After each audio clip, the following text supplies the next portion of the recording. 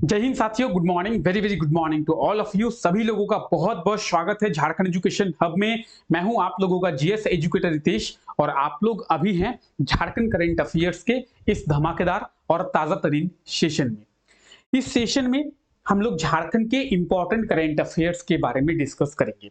आज है 9 जुलाई, तो 9 जुलाई तक झारखंड में जो कुछ भी हुआ है, झारखंड में जो कुछ भी करंट अफेयर्स बने हैं, उन सभी करंट अफेयर्स के बारे में डिस्कस करेंगे और इस क्लास के थ्रू कहीं ना कहीं आप इस चीज को समझने का प्रयास करेंगे या फिर इस क्लास के थ्रू कहीं ना कहीं आप इस चीज को समझ पाएंगे कि हमारे झारखंड में अभी हो क्या रहा है।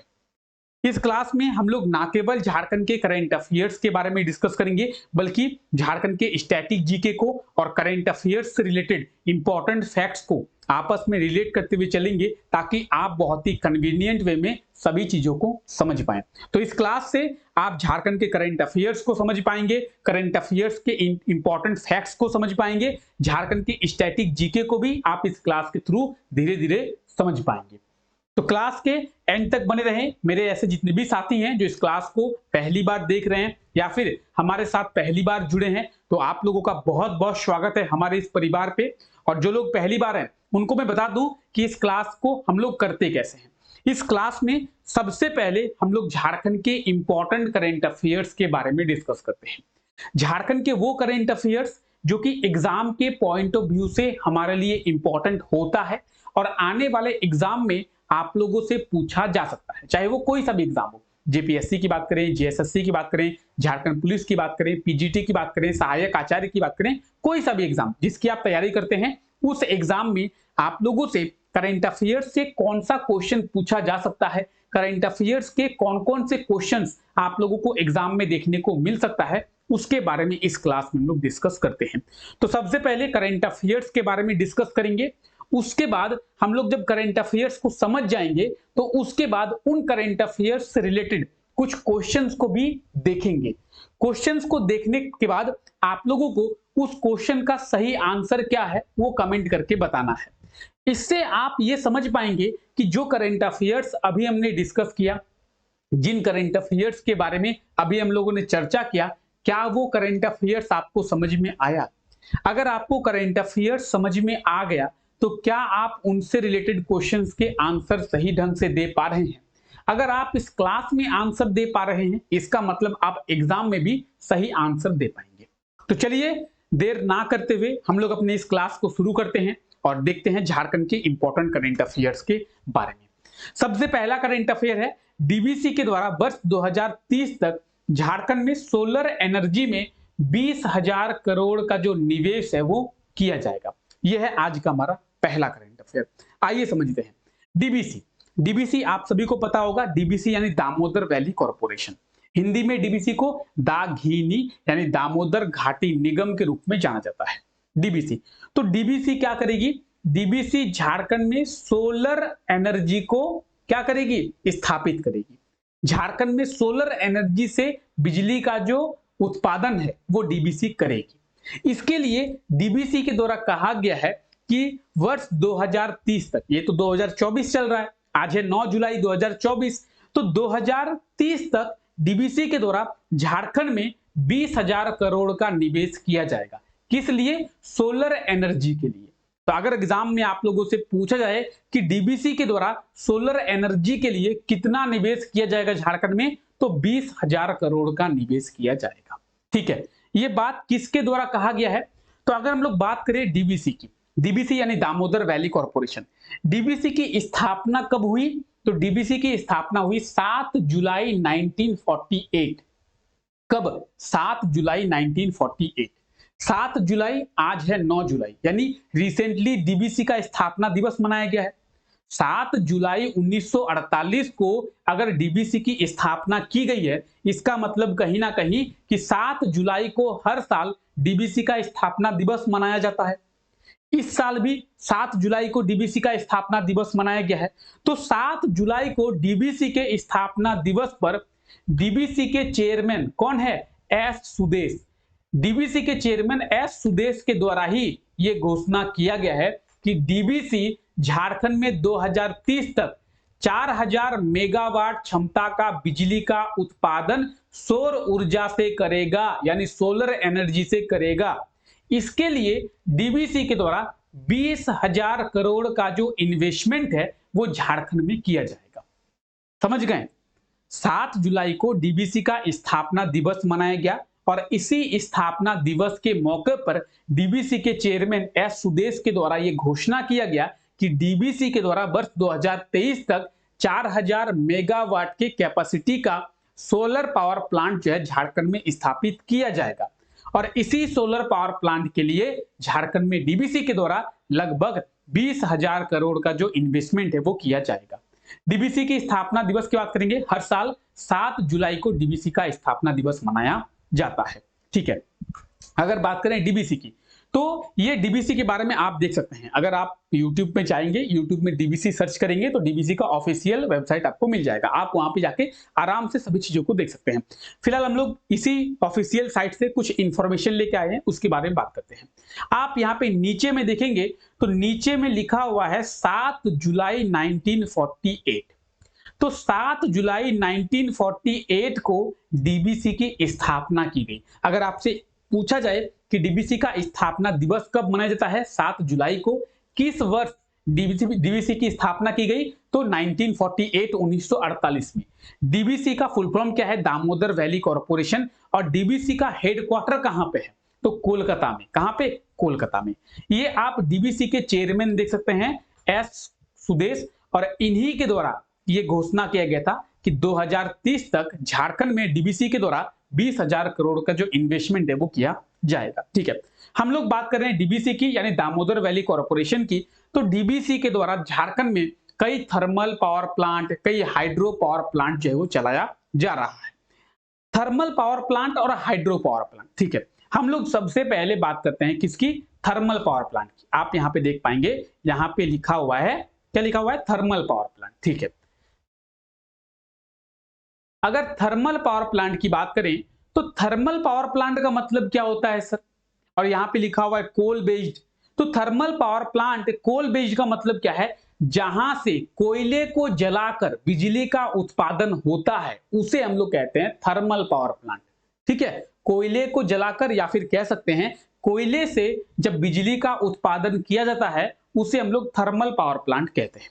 हालांकि कोयले की जगह पेट्रोल से भी बिजली का उत्पादन होता है, लेकिन पेट्रोल से जब बिजली का उत्पादन होता है तो वो काफी कॉस्टली होता है, कोयला जो है थोड़ा सस्ता पड़ता है। ठीक है, तो कोयले से जब बिजली का उत्पादन किया जाता है उसे हम लोग थर्मल पावर प्लांट कहते हैं। झारखंड में डीवीसी के द्वारा 3 थर्मल पावर प्लांट जो है वो चलाया जा रहा है। Koderma thermal power plant, Chandrapura thermal power plant और बोकारो थर्मल पावर प्लांट।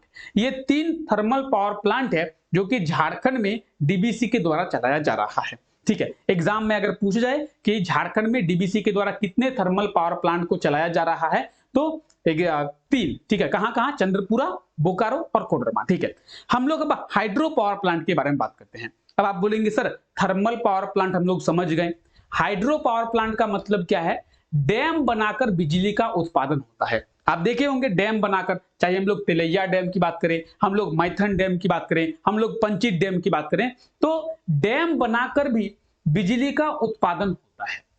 तो जब डैम बनाकर बिजली का उत्पादन होता है उसे हम लोग कहते हैं हाइड्रो पावर प्लांट।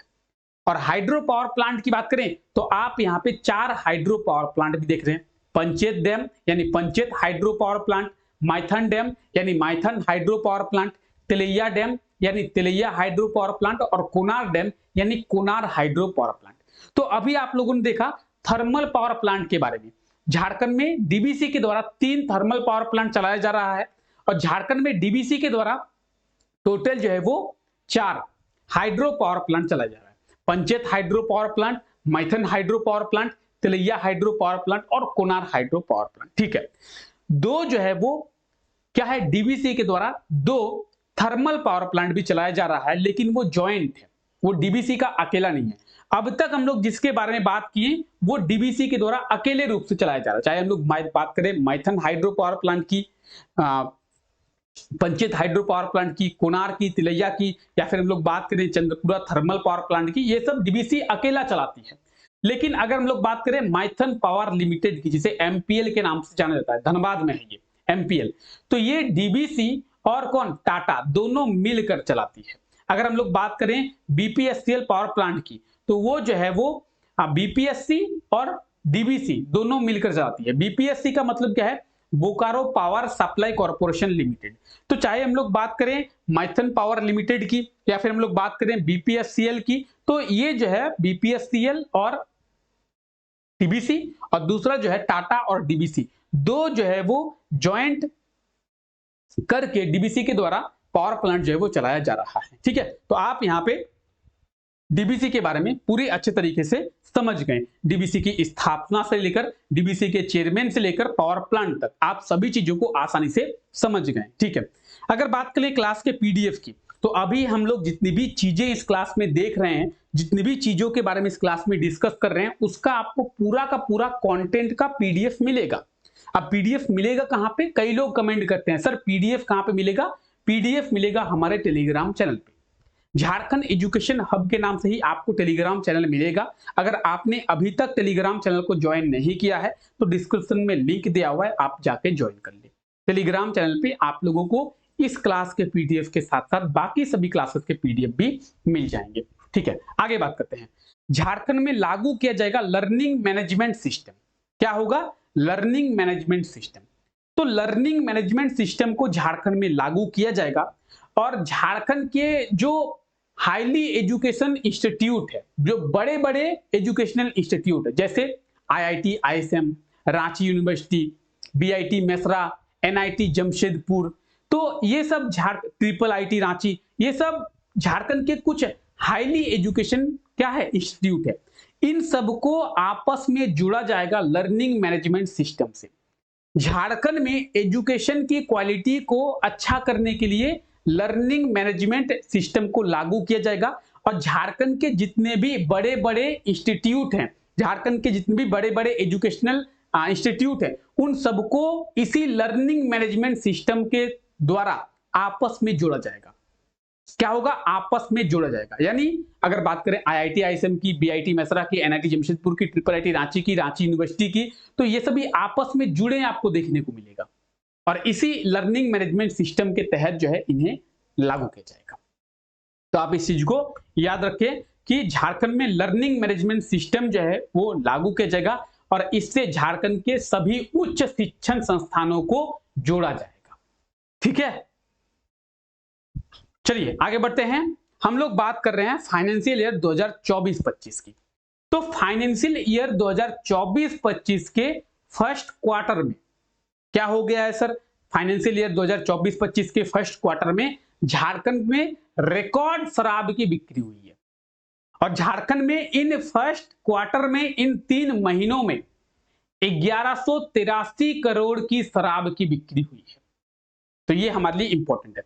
अब सर फर्स्ट क्वार्टर का मतलब है 3 महीनों में, 3 महीनों में। अब सर ये 3 महीने कौन कौन है, आइए बात करते हैं। आपको मैंने कई बार बताया है, क्या बताया है, कि जब भी हम लोग फाइनेंशियल ईयर की बात करते हैं, वित्तीय वर्ष की बात करते हैं, तो एक जो फाइनेंशियल ईयर है वो शुरू होता है 1 अप्रैल से। कब से, 1 अप्रैल से। फाइनेंशियल ईयर शुरू होता है 1 अप्रैल से और 31 मार्च को ये खत्म होता है। अब हम लोग 2024-25 क्यों बोल रहे हैं सर, 2024 क्यों नहीं बोल रहे हैं, आइए समझते हैं। फाइनेंशियल ईयर इस वर्ष शुरू हुआ 1 अप्रैल से, तो 1 अप्रैल 2024 को ये शुरू हो गया। ठीक है सर, 2024 को शुरू हो गया 1 अप्रैल में। ठीक है, अब ये खत्म होगा 31 मार्च को। ठीक है सर, 31 मार्च को खत्म हो जाए, हमें क्या, तो दोबारा 2024 में 31 मार्च आएगा क्या? आप बोलेंगे नहीं सर, अप्रैल के बाद मई, जून, जुलाई, अगस्त, सितंबर, अक्टूबर, नवंबर, दिसंबर पार हो गया तो 2024 खत्म हो जाएगा सर, फिर 2025 आ जाएगा। तो 2024 में दोबारा तो मार्च आ नहीं रहा है सर, तो कब मार्च आएगा, 2025 में मार्च आएगा। यानी जो 1 अप्रैल 2024 में फाइनेंशियल ईयर शुरू हुआ है वो 2025 में 31 मार्च को खत्म होगा। आप बोलेंगे हाँ सर, तो इसीलिए हम लोग 2024-25 बोलते हैं, क्योंकि 24 में शुरू होता है 25 में खत्म होता है। अगर आपसे बोला जाए 2020-21 का मतलब बताइए, तो 2020-21 का मतलब क्या है, 1 अप्रैल 2020 को शुरू हुआ होगा और 31 मार्च 2021 को खत्म हुआ होगा। ठीक है सर, हम फाइनेंशियल ईयर समझ गए। अब थर्ड क्वार्टर का क्या मतलब है सर? 3 महीना। अब 3 महीना सर कौन कौन सा महीना? तो अप्रैल, मई, जून, तीनों महीना पार हो गया, फर्स्ट क्वार्टर पार हो गया। अगर सेकेंड क्वार्टर बोला जाए तो सर, तो सेकेंड क्वार्टर के बाद हम लोग और 3 महीना जोड़ देंगे। अप्रैल, मई, जून तो हम लोग फर्स्ट क्वार्टर में आ गया। जुलाई, अगस्त, सितंबर ये सेकंड क्वार्टर में आएगा। अक्टूबर, नवंबर, दिसंबर ये थर्ड क्वार्टर में आएगा। जनवरी, फरवरी, मार्च ये फोर्थ क्वार्टर में आएगा। तो अगर आपसे पूछा जाए कि एक फाइनेंशियल ईयर में कितने क्वार्टर होते हैं? 4 क्वार्टर होते हैं। हम लोग बात करें फर्स्ट क्वार्टर की, यानी पहले 3 महीनों की तिमाही की। तो 1183 करोड़ की शराब की बिक्री हुई है इन 3 महीनों में। कौन कौन से महीनों में सर? तो अप्रैल और मई, साथ ही साथ जून। ठीक है, अब आइए बात करते हैं फाइनेंशियल ईयर 2024-25 के पहले तिमाही में झारखंड में 1183 करोड़ की शराब की बिक्री हुई है। अप्रैल की बात करेंगे 382 करोड़, मई की बात करेंगे 396 करोड़ और जून की बात करेंगे 405 करोड़ रुपए शराब की बिक्री हुई है। ठीक है सर, क्या ये इंपॉर्टेंट है? हाँ जी इंपॉर्टेंट है, इंपॉर्टेंट है, इसीलिए आप लोगों को बताया जा रहा है। ठीक है सर, एक और चीज, झारखंड रेवेन्यू डिपार्टमेंट की बात करेंगे, झारखंड राजस्व विभाग की बात करेंगे, तो इसके द्वारा ये टारगेट रखा गया है कि इस वर्ष यानी 2024-25 में, यानी 1 अप्रैल 2024 से लेकर 31 मार्च 2025 तक झारखंड में 2700 करोड़ का जो रेवेन्यू है हमें शराब से लेना है। ये झारखंड रेवेन्यू डिपार्टमेंट का, राजस्व विभाग का टारगेट है कि इस वर्ष 2700 करोड़ का रेवेन्यू हमें प्राप्त करना है शराब से। आप बोलेंगे सर मिलता है क्या? 600 करोड़ मिल गया 3 महीनों में, 3 महीनों में 600 करोड़ मिल गया। आप बोलेंगे सर कैसे? यहां देखिए 1183 करोड़। आप बोलेंगे सर मतलब लगभग इसे आप लोग 1200 करोड़ मानिए कि 1200 करोड़ का शराब का बिक्री हुआ, जिसमें से झारखंड सरकार को 600 करोड़ का रेवेन्यू मिल गया। यानी मोटे मोटे तौर पर आप 50 से लेकर 55% का रेवेन्यू मानिए। आप बोले सर इसका मतलब 1200 करोड़ का शराब अगर बिक गया झारखंड सरकार को 600 करोड़ मिल गया। हम बोले हाँ। आप बोलेंगे सर इसका मतलब अगर हम फ्यूचर में 100 रुपए की शराब खरीदते हैं तो झारखंड सरकार को 50 से 55 रुपया मिल जाएगा। हाँ जी, झारखंड सरकार को 50 से 55 रुपया मिल जाएगा उस शराब से। आप बोले सर मतलब आधा पैसा मेरा सरकार के पास टैक्स के रूप में चला जाता है। बोले हाँ जी, और बाकी आधा पैसा का हम लोग शराब पीते नहीं, बाकी आधा पैसा का भी आप लोग शराब नहीं पीते हैं। आप बोलेंगे सर कैसे? 100 में से 50-55 रुपया सरकार के पास गई, बाकी पैसे तो शराब, उसमें कंपनी का बेनिफिट है, उसमें दुकानदार का बेनिफिट है, उसमें मेकिंग कॉस्ट है, उसमें डिलीवरी कॉस्ट है, उसमें सेल्स टैक्स है। तो सभी चीजें मिलाकर आप 100 रुपये का अगर शराब खरीदते हैं तो आप 20 से 25 रुपये का शराब पीते हैं। आप बोलेंगे सर आज से शराब पीना बंद, मत पीजिए, बहुत अच्छी बात है। और जो पीते हैं उनको ये बात बोल दीजिए कि आप अगर 100 रुपए का शराब पीते हैं तो आप 100 रुपए का शराब नहीं पी रहे हैं, आप पी रहे हैं 20 से 25 रुपए का शराब। ठीक है, तो टारगेट याद रखेंगे। पूछा जाता है कि फाइनेंशियल ईयर 2024-25 में झारखंड सरकार के द्वारा शराब से कितना राजस्व का लक्ष्य रखा गया है? तो शराब से राजस्व प्राप्ति का जो टारगेट है वो 2700 करोड़ का रखा गया है। पहले तिमाही में 1183 करोड़ की शराब की बिक्री हो चुकी है। चलिए आगे बात करते हैं। बहुत ही important current affair, Jharkhand agriculture department के द्वारा झारखंड का सर्वे किया गया।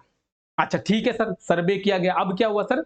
जब झारखंड एग्रीकल्चर डिपार्टमेंट ने झारखंड का सर्वे किया तो ये पता चला कि हमारे झारखंड में सेब की, एप्पल की खेती हो सकती है। आप बोलेंगे सर झारखंड में एप्पल की खेती होगी? हाँ जी सर, कहां पे होगी? रांची में। सेब की खेती के लिए अनुकूल वातावरण पाया गया है रांची में। तो रांची में झारखंड कृषि विभाग के द्वारा सेब की खेती की जाएगी। आप बोलेंगे सर पहली बार हो रही है क्या? हाँ पहली बार हो रही है। अब तक झारखंड में सेब की खेती नहीं हुई है, पहली बार ऐसा हो रहा है कि झारखंड में सेब की जो खेती है वो शुरू किया जाएगा। अब पहली बार हो रहा है तो इंपॉर्टेंट बहुत बनता है। ठीक है, अब सर क्या ये सक्सेसफुल होगा वो तो आगे देखेंगे। झारखंड एग्रीकल्चर डिपार्टमेंट तो कह रहा है कि सक्सेसफुल होगा। आप बोलेंगे सर इसके पहले कभी ऐसा हुआ है? हाँ जी हुआ है। आप बोलेंगे सर क्या हुआ है? आप बोलेंगे ना कि क्या हुआ है सर? कुछ दिनों पहले, चलिए आप जानते हैं कुछ दिनों पहले क्या हुआ। कुछ दिनों पहले झारखंड कृषि विभाग के द्वारा पूरे झारखंड का एक सर्वे किया गया। हम बोले ठीक है सर, सर्वे हुआ, उसके बाद झारखंड कृषि विभाग ने झारखंड के 2 जिले ऐसे मिले, या फिर कह सकते हैं झारखंड के कृषि विभाग को झारखंड में 2 ऐसे स्थान मिले जहां पे चाय की खेती पॉसिबल नजर आए। झारखंड कृषि विभाग के द्वारा कहा गया कि झारखंड में भी चाय की खेती हो सकती है। उसके बाद झारखंड कृषि विभाग के द्वारा चाय की खेती शुरू की गई और चाय की खेती हो गई झारखंड में। अब आप बोलेंगे सर क्या झारखंड में चाय की खेती हो रही है? हाँ जी, झारखंड में चाय की खेती हो रही है। सर कहां पे हो रही है? आपको बताया जा चुका है। कहां पे? हजारीबाग और गुमला में।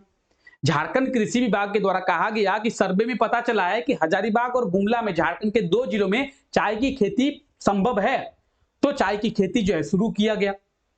अब झारखंड कृषि विभाग कह रही है कि रांची में सेब की खेती संभव है, तो रांची में सेब की खेती जो है वो शुरू किया जाएगा।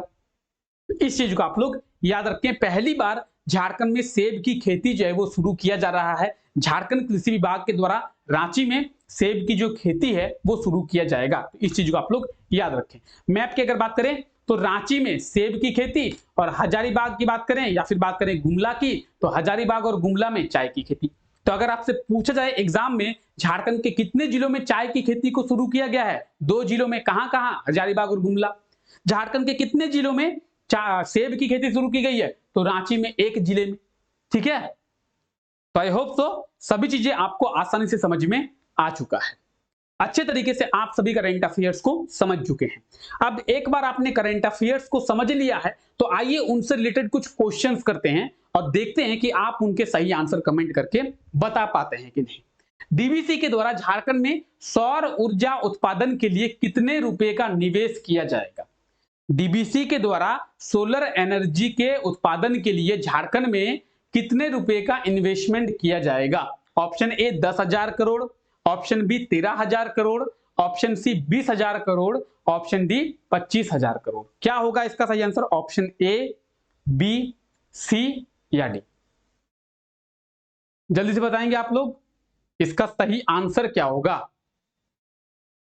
The right answer will be option C 20,000 crore. अभी हम लोग देखें 20,000 करोड़ इसका बिल्कुल सही आंसर हो जाएगा। अगला क्वेश्चन, डीबीसी का स्थापना दिवस कब मनाया जाता है? अभी बताया गया थोड़ी देर पहले कि डीबीसी यानी दामोदर वैली कॉर्पोरेशन का स्थापना दिवस जो है वो कब मनाया जाता है? क्या होगा सही आंसर? तो डीबीसी का स्थापना दिवस 7 जुलाई को। कब? 7 जुलाई को डीबीसी का स्थापना दिवस मनाया जाता है। ठीक है, आगे बढ़ते हैं। हाल ही में किस राज्य में लर्निंग मैनेजमेंट सिस्टम को लागू किया जाएगा? कौन से राज्य में लर्निंग मैनेजमेंट सिस्टम को लागू किया जाएगा? क्या होगा सही answer? The right answer will B Jharkhand. अभी आप लोगों से कहा गया कि झारखंड में लर्निंग मैनेजमेंट सिस्टम को लागू किया जाएगा। तो इस तरीके से आप सही आंसर को कमेंट कर पा रहे हैं?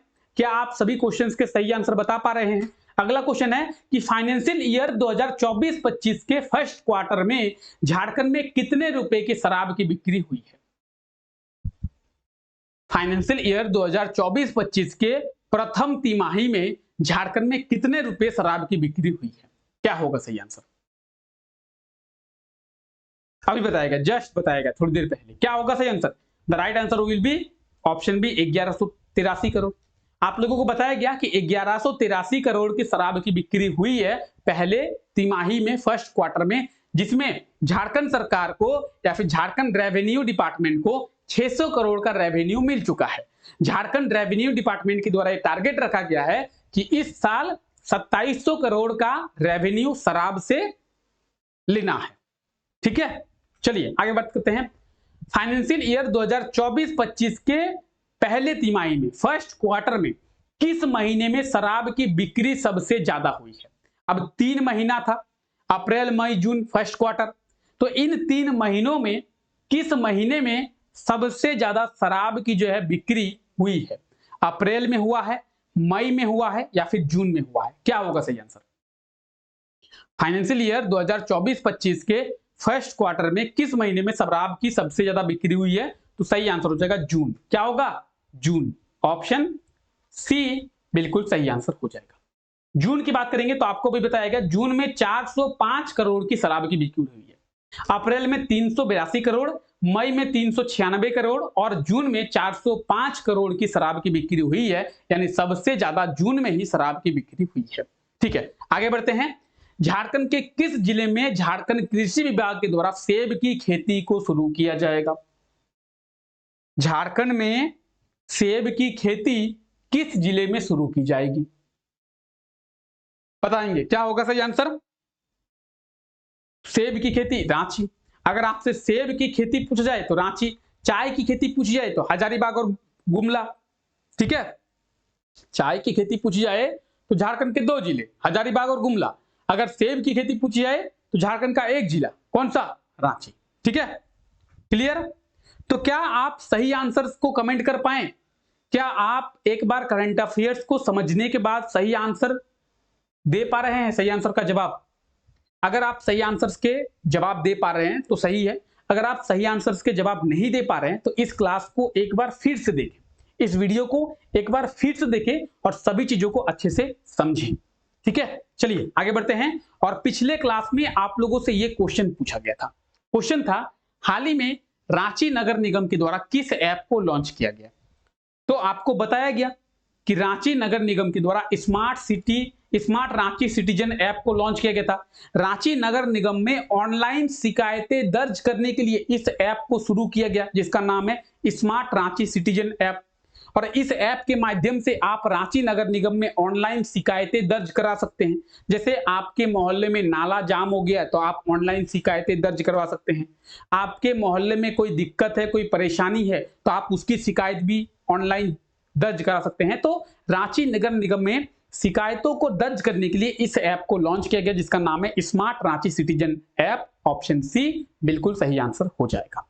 चलिए आज के लिए आपका क्वेश्चन क्या है देखते हैं। हाल ही में हुए लोकसभा चुनाव के अनुसार झारखंड की सबसे बड़ी पार्टी कौन सी है? रिसेंटली जो लोकसभा का इलेक्शन हुआ है, उस लोकसभा के इलेक्शन में झारखंड की सबसे बड़ी पार्टी के रूप में कौन सी पार्टी निकल के सामने आई है?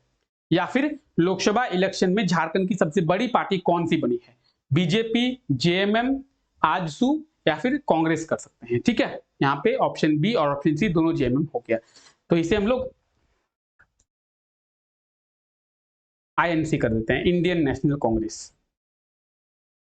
ठीक है, तो बीजेपी, जेएमएम, आईएनसी और आजसू क्या होगा इसका सही आंसर? लोकसभा इलेक्शन में झारखंड की सबसे बड़ी पार्टी कौन सी बनी है, इसका सही आंसर आप लोग कमेंट करके जरूर बताएं। क्लियर? चलिए सभी को क्लियर हो गया? आई होप सो सभी को क्लियर हो चुका है। ठीक है, चलिए फिलहाल आज के इस क्लास को यही तक रखते हैं। आप सभी लोगों का बहुत बहुत शुक्रिया इस क्लास का हिस्सा बनने के लिए। मिलते हैं आप लोगों से नेक्स्ट क्लास में, तब तक के लिए thank you, take care, bye bye.